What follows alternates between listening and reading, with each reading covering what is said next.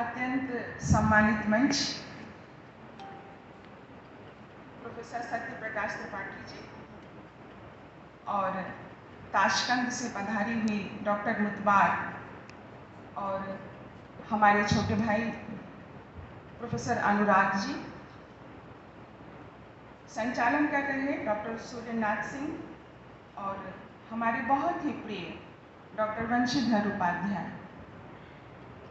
इसके अतिरिक्त भारत के अतिरिक्त न जाने कितने देशों से आए हुए मध्यकाल का प्रतिनिधित्व कर रहे विद्वान, आप सभी के प्रति आदर और सम्मान का भाव। इसके साथ ही साथ विशेष रूप से भारत के अन्य राज्यों से आए हुए और बनारस के अनेक नगर और महानगर से आए हुए अध्यापक, शोध छात्र, विद्यार्थी और सबसे महत्वपूर्ण महिला महाविद्यालय यूजी की स्नातक स्तर की बच्चियां जो अभी 3rd सेमेस्टर में हैं और 5th सेमेस्टर में हैं, काम सीखती हुई और दौड़ती हुई, भागती हुई सेनापति की तरह आप सभी को आभार। इतने अच्छे विषय के साथ इस अंतर्राष्ट्रीय संगोष्ठी का संयोजन डॉक्टर हरीश कुमार के संयोजन में और उनकी टीम को मैं हृदय से आभार व्यक्त करती हूँ, स्नेह करती हूँ और इतनी खुशी हो रही है कि बहुत दिन बाद मध्यकाल पर हम सब मिलकर इकट्ठा हुए और उस पर चर्चा हो रही है और कैसा मध्यकाल का जो विविध स्टेप्स हैं और मध्यकाल के पूर्व और मध्यकाल के बाद, उस पार भी और इस पार भी और बीच में एकदम सेनापति की तरह खड़ा हमारा भक्ति काल या मध्यकाल। हम बहुत आभारी हैं इस अंतर्राष्ट्रीय संगोष्ठी के प्रति। मंच से बहुत सी बातें आई, विद्वतापूर्ण बातें आई, रेफरेंसेस के साथ आई, क्योंकि बातों का महत्व तभी है जब उसमें रेफरेंस हो। प्रोफेसर सत्य प्रकाश त्रिपाठी जी ने सूफी साहित्य के माध्यम से अपनी बात को रखी और हमें उस दिशा में लेकर जाते हैं जो हिंदी साहित्य के इतिहास का संक्रमण काल है, जहां विद्यापति खड़े हैं और जहां अमीर खुसरो खड़े हैं। जहां अमीर खुसरो कहता है कि अगर तुझे मुझसे बात करनी है तो तू मुझसे हिंदवी में बात कर, मैं हिंद का तूती हूं। ये अमीर खुसरो कह रहा है। अमीर खुसरो के गुरु निजामुद्दीन औलिया के साथ सूफी का जो साहित्य है, सूफी का जो दर्शन है, जो संस्कृति है, उसको आपने हमें सिखाया और पढ़ाया और हमें पता है इस साहित्य को जानने समझने का मूल स्रोत आचार्य रामचंद्र शुक्ल को जाता है।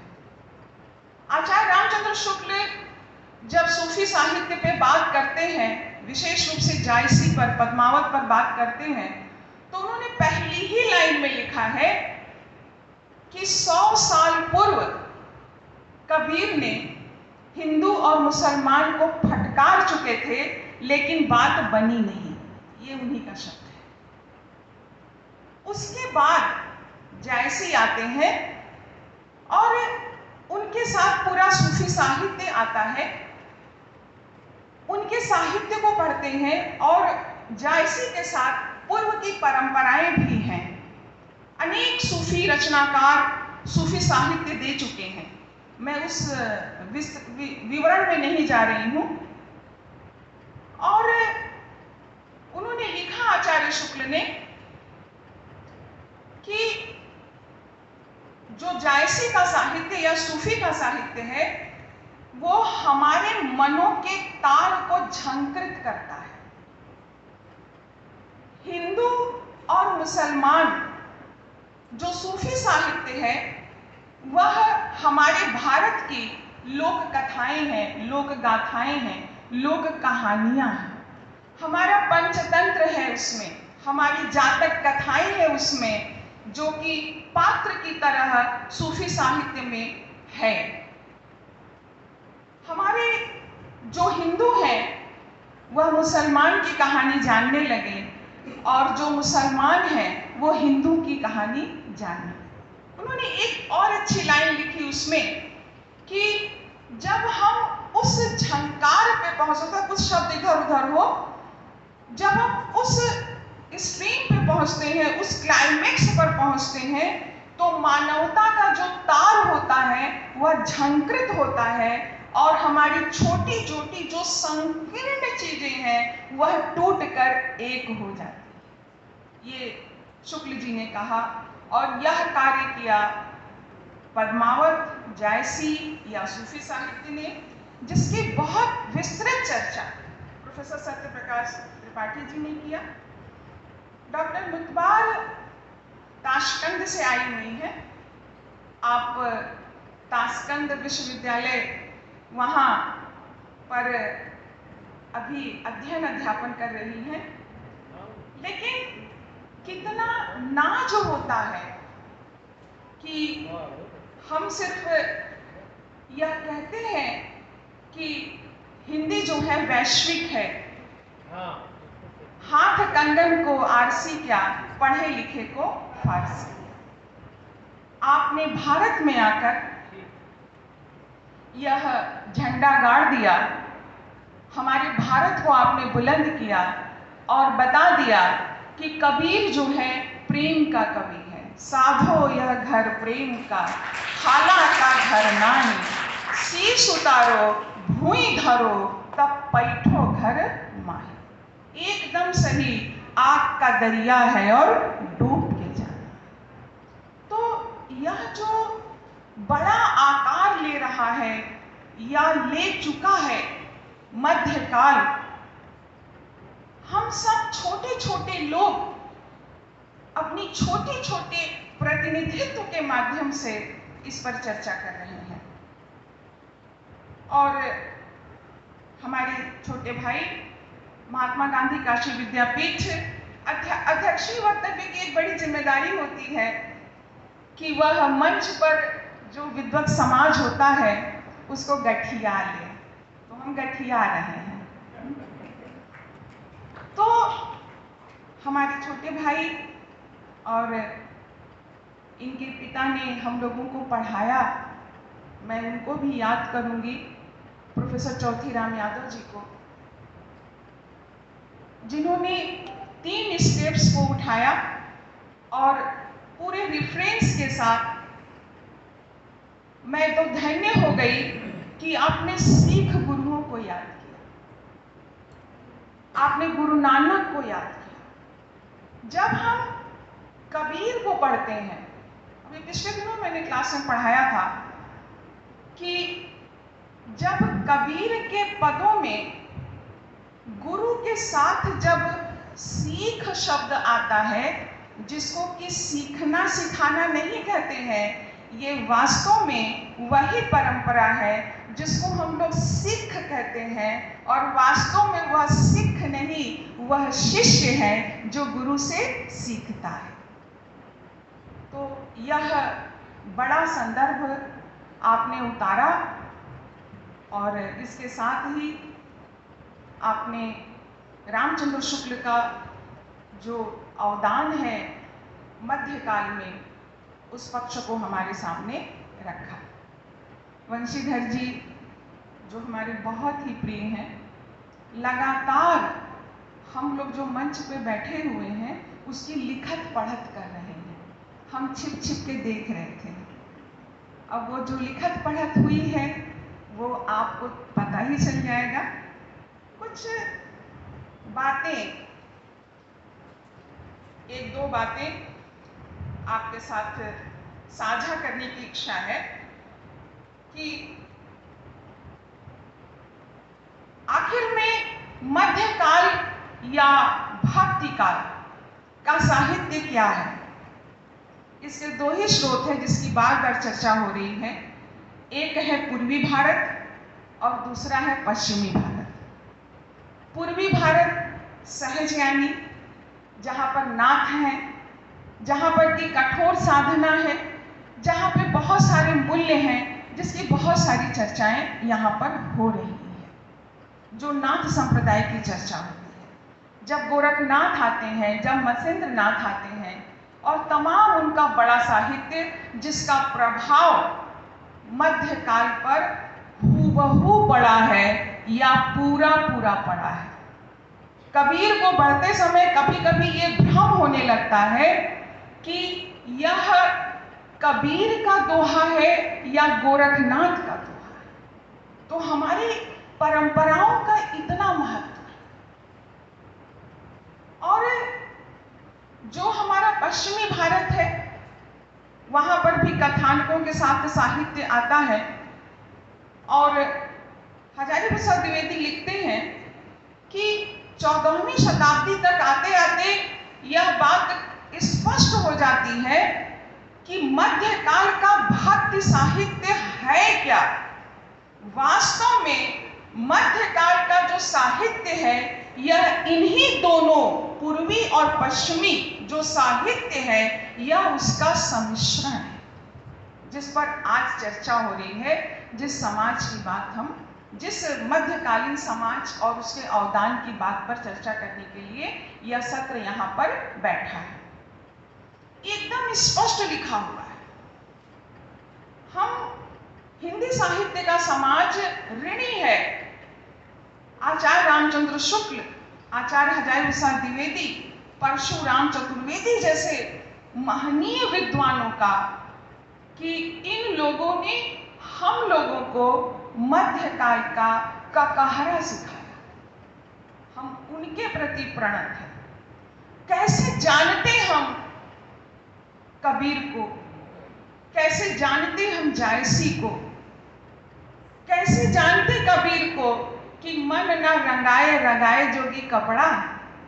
ऐसा दरेरा मार के बोलता है ना कि आप मुंह के बल गिर जाएंगे। ये सिखाने वाला हजारी प्रसाद द्विवेदी।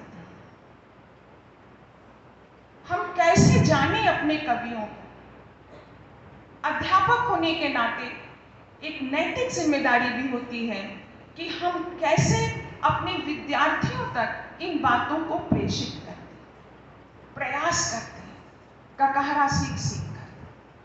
ककहरा सिखाने वाला यही हमारे आलोचक हैं और तमाम पुस्तकें हैं, भरा हुआ है। लेकिन उन पुस्तकों को पढ़ते जाइए और आपको ये अनुभव होगा कि सब वहीं से आ रहा है, उसी का जो है पृष्ठ प्रेषण हो रहा है। लेकिन उन पुस्तकों को पढ़ना भी जरूरी है। जब ग्रियर्सन कहते हैं, सभी को पता है कि क्या कहते हैं, कि मध्यकाल भारत में ऐसे आया जैसे कि बिजली की कौंध। हम बड़े खुश हो जाते हैं, नहीं, कतई नहीं। हजारी प्रसाद द्विवेदी ने कहा गलत, एकदम गलत, मैं इस पर चर्चा ही नहीं करूंगा। ये गलत अटकल है और हम इसका उत्तर नहीं देंगे। कलम रोक देते हैं इतिहास की किताब में, दूसरी बात पर चर्चा करते हैं। उन्होंने लिखा कि ऐसा वही लिख सकता है जिसे भारतीय संस्कृति का या भारतीय जो हमारी परंपराएं हैं उसका ज्ञान नहीं। यह वैसा ऐसा वही लिख सकता है। हजारों वर्ष का एक गहरा बादल छाया हुआ था जो कि मध्यकाल में बरस जाता है। ये कोई बिजली की कौंध नहीं है जो अचानक आया है। हमारे पुरखों ने अपने प्राण लगा दिए, गला सूख गया और देह ठठरी हो गई। तब जाकर कबीर गाया कि मन ना रंगायो रंगाए जोगी कपड़ा। क्या व्यंग बोलता है। धूल चटा देता है सामने वाले। तो पुनः कुछ बातें और मेरे मन में ये इच्छा थी कि कुछ स्त्री संतों पर भी बात होनी चाहिए, जो मध्यकाल में जिनका बड़ा अवदान रहा है। यहीं पर आचार्य शुक्ल भी एक बात कहते हैं कि भारतवर्ष में मुस्लिम साम्राज्य स्थापित हो जाने के कारण जो भक्त थे, जो साधक थे, वो ईश्वर की शरण में जाते हैं। कॉन्फ्लिक्ट है, अलग अलग जगहों से अलग अलग बातें आती है। जो वर्ण व्यवस्था है, देखिए हमें ध्यान रखना होगा कि मध्यकाल एक सांस्कृतिक जागरण है। जब हम संस्कृति की बात करते हैं तो हम समाज के तिल तिल से जुड़ जाते हैं। राजनीति की बात करें, अर्थ की बात करें तो थोड़ा नहीं जुड़ेंगे, लेकिन जब संस्कृति की बात करते हैं तो हम एक एक तिल से जुड़ जाते हैं। हमारे समाज की जो पूरी व्यवस्था है उसमें मनुष्य भी है और मनुष्य से इतर भी है, प्रकृति भी है, मनुष्य भी है, जीव भी है। अभी सर ने बताया कि कैसे जीव की बात करते हैं। लगभग सभी के साहित्य में कबीर, दादू, रज्जब, रैदास, मीरा, ऐसा कोई ऐसा साहित्य नहीं है जिसमें प्रकृति और जीव पर बात नहीं हुई। होती ही है, होना ही पड़ेगा, क्योंकि प्रकृति है तो मनुष्य है और मनुष्य है तो प्रकृति है। मनुष्य भले न रहे, हालांकि ऐसा संभव नहीं है, लेकिन प्रकृति रहेगी। और बिना प्रकृति के, बिना जीव के साहित्य नहीं हो सकता, असंभव है। बड़ी परवाह की है संतों ने और भक्तों ने कि हिंसा न हो, अहिंसा परहित सरिस धर्म नहीं भाई, पर पीड़ा सम नहीं अध। दया जगत को मूल है, पाप मूल अभिमान, तुलसी जब तक घट में आस। दया, दया क्या?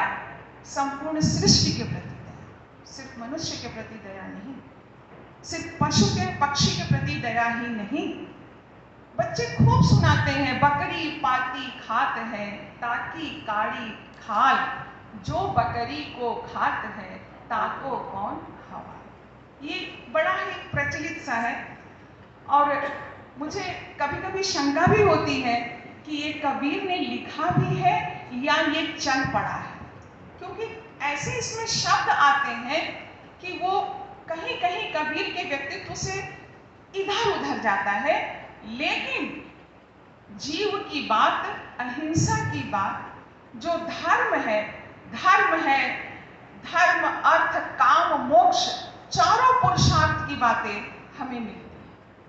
मध्यकाल सांस्कृतिक जागरण का काल है और हमें ये नहीं भूलना चाहिए कि ये भारत के जागरण का काल है। हमें ये भी नहीं भूलना चाहिए कि इस भारत का सबसे पहला जागरण उपनिषद पीरियड में हुआ था। जब ऋषि आए, ऋषिकाएं आई, याज्ञवल्क्य आया, अश्वलायन आया, गार्गी आई, मैत्रेयी आई, तब वह काल प्रारंभ होता है।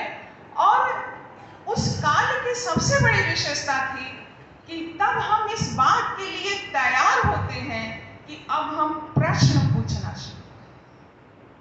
पूरा उपनिषद साहित्य प्रश्नों का उत्तर है, पूरा संत साहित्य उपनिषद है।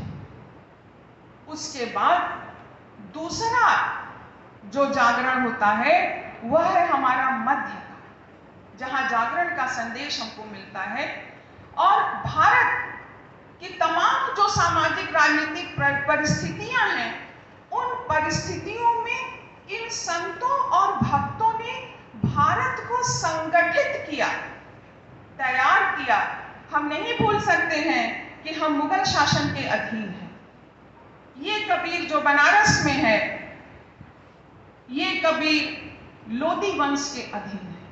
पढ़िए उसके कारनामे, किताबों में मत पढ़िए, लोगों के घरों में जाइए, मजार पे जाइए, पीर पर जाइए, साधु से मिलिए, संतों से मिलिए, भक्तों से मिलिए, तब आपको कबीर की किद्वंतियों का ज्ञान होगा, रैदास की किद्वंतियों का ज्ञान होगा। तीसरा नवजागरण 1857 की क्रांति। लेकिन हमारा दूसरा नवजागरण, इसलिए हम सभी लोग इस बात को पढ़ चुके हैं कि मध्यकाल जो है हिंदी साहित्य का ही नहीं, वैश्विक साहित्य का स्वर्ण काल है।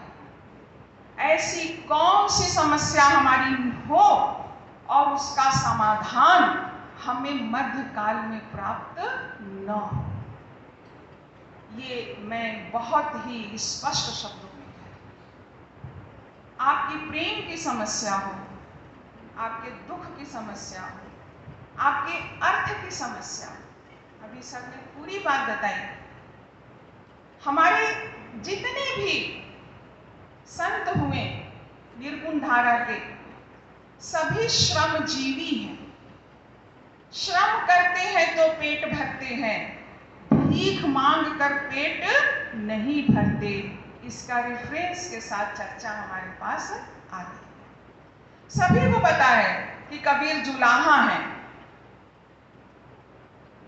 और पंच तत्व की चदरिया बिनते बिनते उन्होंने उस परमात्मा को प्राप्त किया था। सभी जानते हैं। कपड़ा बुनता था, पैसा कमाता था, तब घर चलाता था, भीख नहीं मांगता था।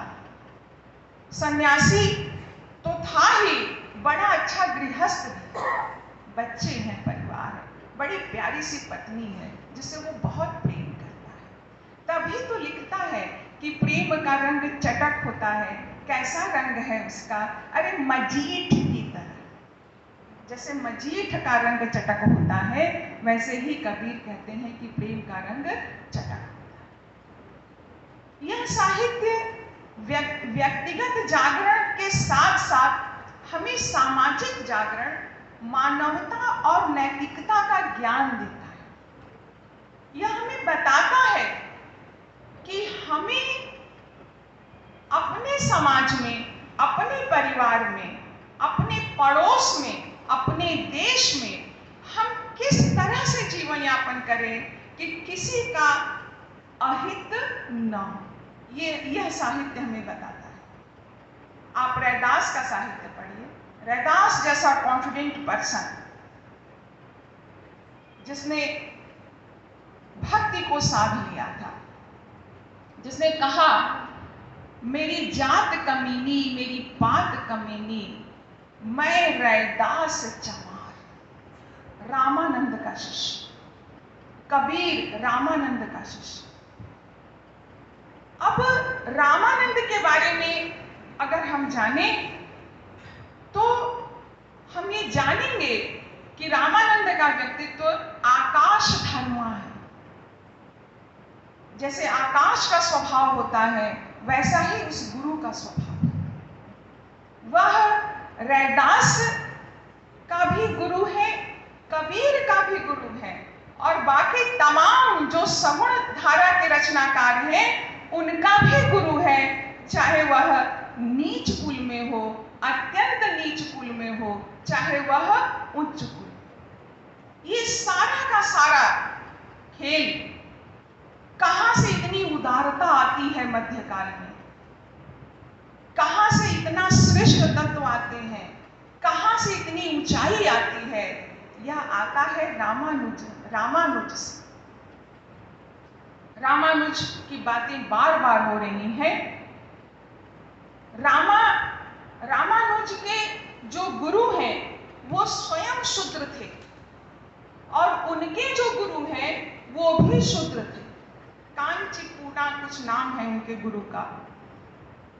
और ऐसा मिलता है कि रामानुज के गुरु स्नान ध्यान करने के बाद अपने गुरु की कुटिया में जाते थे और वहां थोड़ी देर विश्राम करते थे।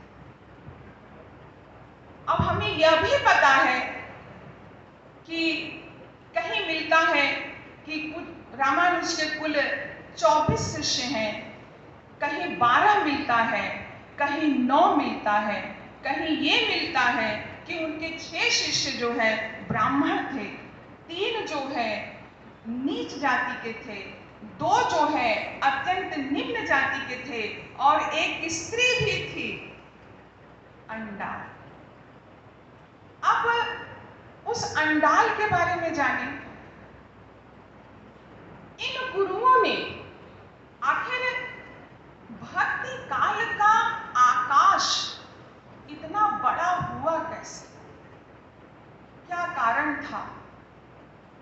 इन गुरुओं ने अपने सभी रास्ते खोल दिए थे। कोई भी आए, किसी धर्म का, जाति का, पंथ का, स्त्री हो, पुरुष हो, सभी का स्वागत है।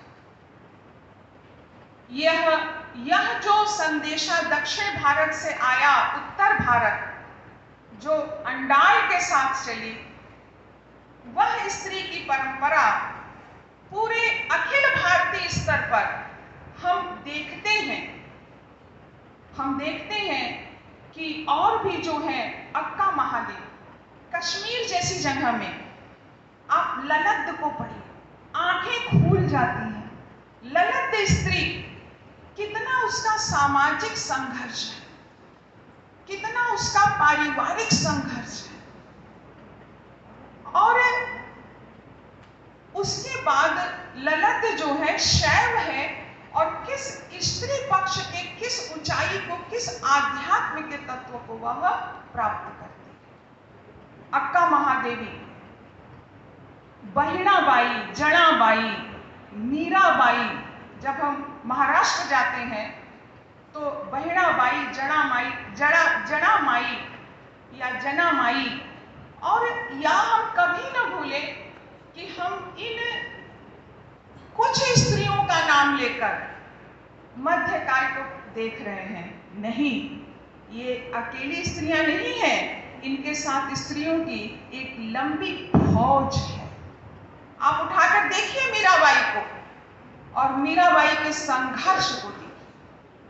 वह मीराबाई जो कि साहित्य में हमको मिलता है कि मीराबाई रैदास की शिष्या है। हालांकि कहीं कहीं इसके बारे में कुछ चीजें मिलती हैं कि नहीं मिलती हैं, नहीं है उनका, लेकिन बात होती है कि वो रैदास की शिष्य है।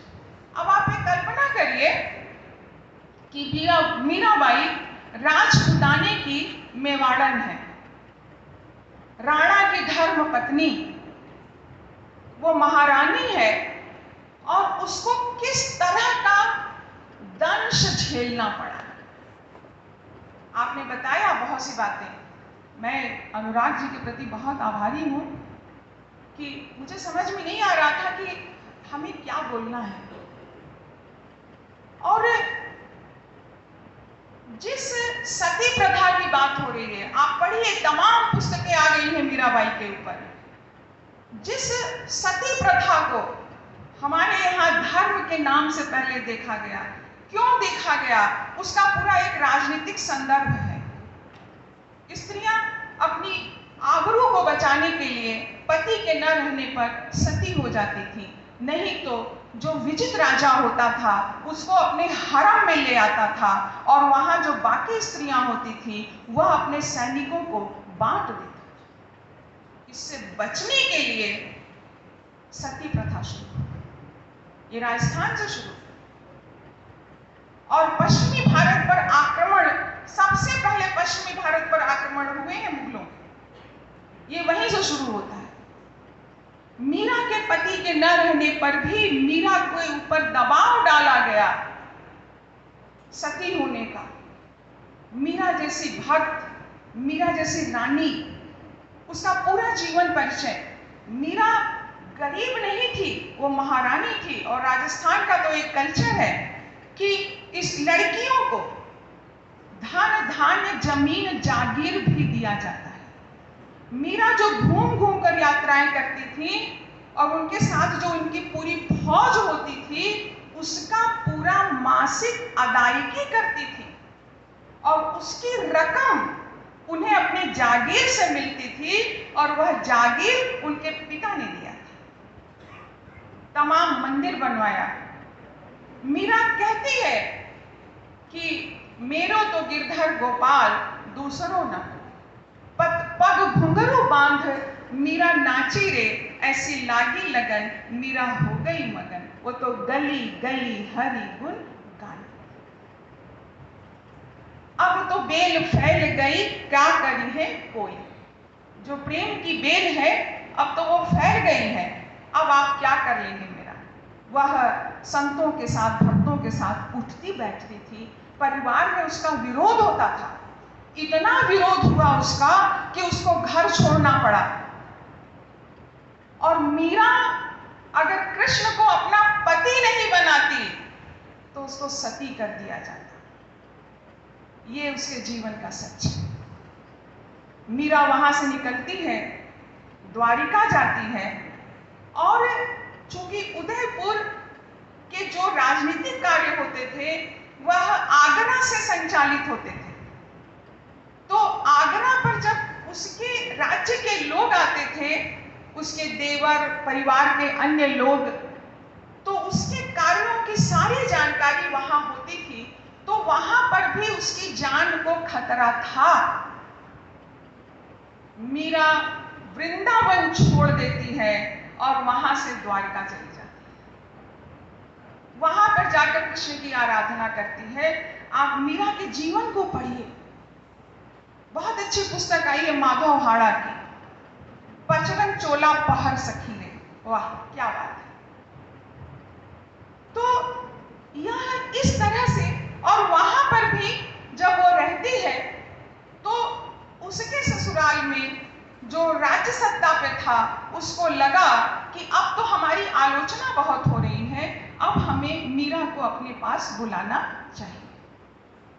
उन्होंने तमाम दुहाई देकर, जैसे परिवारों में दुहाई दी जाती है, एकदम हुई हूबहू उसी तरह मीरा के पद को पढ़िए। वह मीरा का पद नहीं है, उनके समाज का और उनके जीवन का संघर्ष है। संतन डिग बैठी बैठी लोक लाज खोई, अब तो बेल फैल गई, का करी है कोई, डंके की चोट पर मेरे तो गिरधर गोपाल दूसरों। क्या कर लोगे आओ। इतना संघर्ष इन स्त्रियों ने किया। तमाम फौज है। आप ललद्द को पढ़िए, अक्का महादेवी को पढ़िए, अंडाल को पढ़िए। और वहां द्वारिका में कृष्ण की आराधना करते समय ससुराल वाले वहां बाहर अनशन करते हैं कि हम ले जाएंगे, और मीरा के लिए कहा जाता है कि वह कृष्ण की मूर्ति में समा गई। लोग कहते हैं कि अभी भी कृष्ण का श्रृंगार होता है तो थोड़ा सा आंचल जो है निकाल के रखा जाता है, यह कहने के लिए कि ये मीरा समा गई है। ये उसका थोड़ा सा कपड़े का टोक्का दिखाई दे रहा है। समाज है ना, बहुत सी किद्वंतियां बना लेती है, लेकिन यह भी इतिहास बताता है कि मीरा समुद्र के रास्ते से श्रीलंका चली गई। ये भी इतिहास बताता है। तो ये मध्यकालीन जो समाज था, झालीबाई मेवाड़ की रानी जो मीरा के ही कुल की है, वो भी रैदास की शिष्या बनी। और रैदास निम्न जाति के हैं, और ये जो अभिजात्य वर्ग से जो जिनकी चर्चा हम कर रहे हैं इन स्त्री संतों का, ये सभी अभिजात्य वर्ग से आई हुई है। इसका इतिहास है। मैं नोट करके ले आई थी कि बहुत सी बातें हम इतिहास के संदर्भ में बताएंगे, लेकिन नोट हमको मिल गया है कि अब आप चुप हो जाइए, भूख लगी है सबको, ठीक है। तो ये हमें जो एक बड़ा दायरा है हिंदी समाज और मध्यकाल का जो समाज है, इस मध्यकाल के समाज में पहली बार रामानुजाचार्य रामानंद, जिन्होंने स्त्री को समझा, स्त्री को स्वीकार किया कि तुम्हारे लिए भी धर्म का रास्ता खुला हुआ है, तुम भी सन्यासी हो सकती हो, तुम भी काम कर सकती हो, और स्त्री को शरीर के रूप में नहीं, मन के रूप में, हृदय के रूप में, बुद्धि के रूप में, पूरे मनुष्य के रूप में स्वीकारा। यह भी एक समाज है। आपने मुझे सुना और हमने अपनी बात को शेयर किया। हम आपके बहुत बहुत आभारी हैं।